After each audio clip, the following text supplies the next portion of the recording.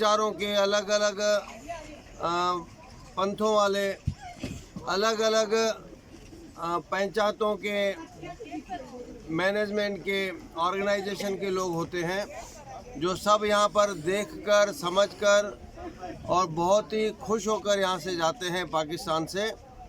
और हमारी जो पर्सनल व्यक्तिगत कोशिश रहती है कि शदानी दरबार के जत्थे में नए नए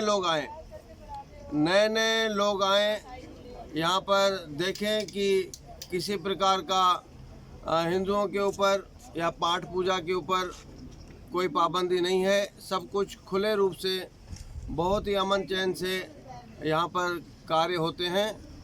हम पुनः बहुत शुक्रिया अदा करेंगे पाकिस्तान गवर्नमेंट का, ATPB के चेयरमैन गिलानी साहब का, यहाँ पर हमारे इस्कबाल के लिए आए हुए सारी राणा साहब का, फराज साहब का, श्री किशन शर्मा जी का, जो पूरे गवर्नमेंट की तरफ से यहाँ हमारे हिंदुस्तानी जत्थे को वेलकम करने के लिए आए हैं।